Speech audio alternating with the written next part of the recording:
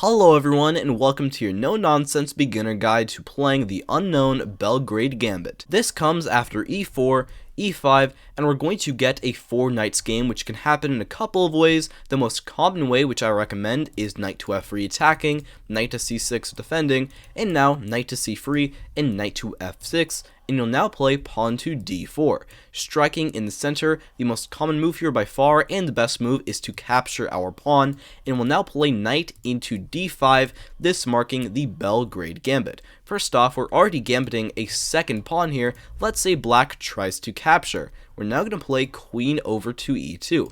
We pin their knight to their king. They only have one way to defend, pawn to f5, and we now play a very tricky knight to g5 here. Defended by the bishop, we're attacking their pin knight with the full intention of capturing and winning a pawn back. And black has a few good tries here. Let's run through them all. The first try, which is not good, is pawn to h6, attacking our knight. And here we have checkmate after queen to h5 check, pawn blocks, and queen captures is already a very nice checkmate. That is a nice little trap to keep in mind.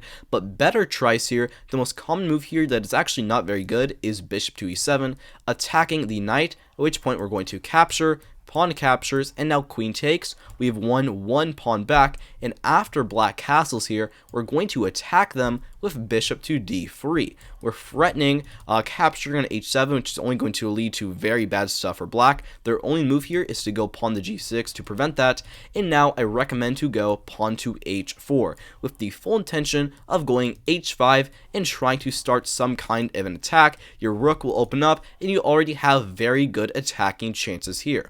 Other tries here include, back here, they can try to give a check with bishop to b4 check, at which point you have a nice move after c3, pawn captures, and pawn captures, and there is really not much here. The most common move here is actually surprisingly to capture with the bishop, and remember, knight just captures back, and the knight cannot take because it is still pinned. That is a nice little trap to keep in mind. Their best move objectively, it only occurs in like 3% of games, but their best move here is d3. We cannot just take back here because then knight to d4, attacking the queen and a fork, and this leads to all sort of problems.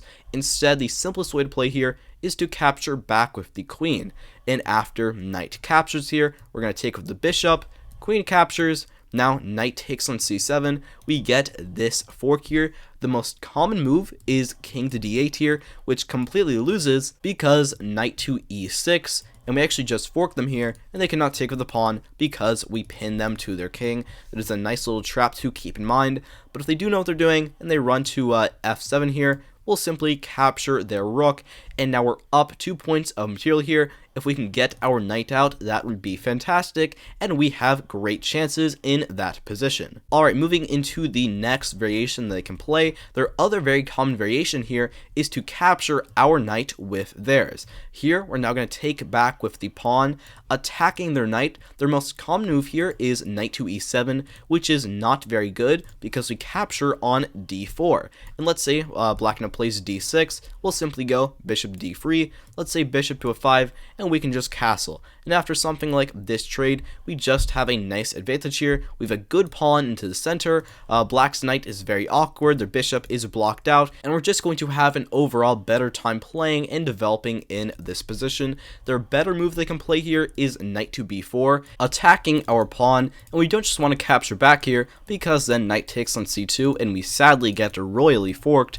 Instead, we want to play bishop to c4, and we're going to capture back the pawn on a little bit of a later move. Let's say black now plays bishop to c5. We want to delay capturing, and instead just castle here, and after something like castles, pawn to f3, let's say knight has to drop back to the awkward a6 square. Now we can capture the pawn, and we once again just have a nice little advantage here because we have much easier development. Black's knight is very awkward, and we just have a good position there. What else can they try? If they try bishop to c5 here and defend the pawn like this, we're going to play bishop to g5 here. We attack their knight. We also have two pieces attacking it now, so if they just play like h6, we can simply capture, pawn captures, and then just play like queen to d2 here, and we just have an advantage because these pawns are very, very ugly. We're going to long castle, and we have a very good position there. Their best move is to actually back up their bishop and unpin here, at which point we're going to capture, bishop captures, and now we're going to play bishop to b5.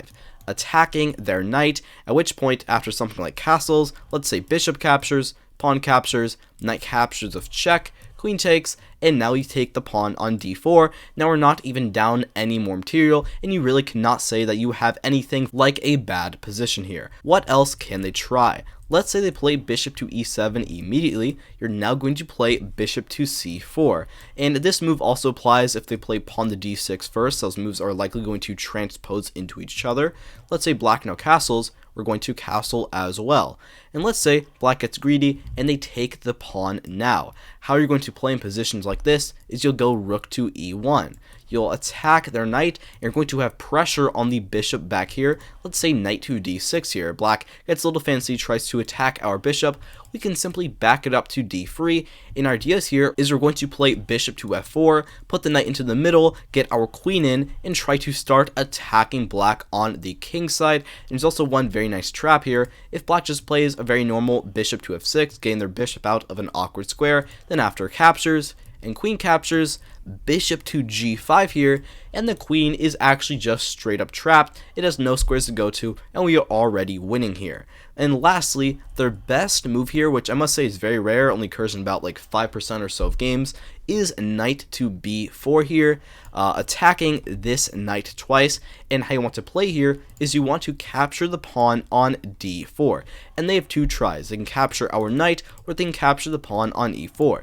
If they capture the pawn, we're going to play knight to b5 here. Very funny dance of knights in the center, and we're attacking the c7 pawn with a fork. So after something like knight captures, let's say queen captures, there's a very common trap here, which is knight back to f6. Just, attacking the queen, getting the knight out of danger. We're winning here with queen to e5 check, attacking the king, and attacking this fork. Let's say queen blocks, we can simply take with the fork. King moves over, we capture, bishop captures, and we take the rook in the corner. We're up a lot of material, and we are already doing very good there. If they try to capture our knight in the center with, let's say, knight b takes on d5, then after pawn captures, knight captures, we can play a very tricky knight to f5 here.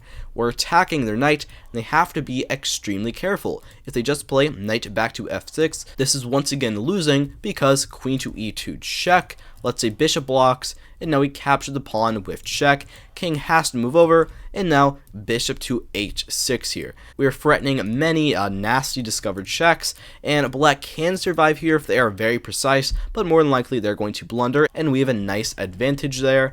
Their best move is to drop back with knight to e7, at which point you have a very fun line with bishop to g5 pinning, and after f6 you can capture, pawn captures, queen check, and even though after this you are straight up down a full piece, the engine gives it about equal because after long castles there are so many dangerous tactics with this check that more than likely black is going to completely lose the game very fast, and even if they do survive, they will only have a very slim advantage. Let me know how you're enjoying the consistent uploads and these more no nonsense guides. I hope you have a great day, and I will see you next time.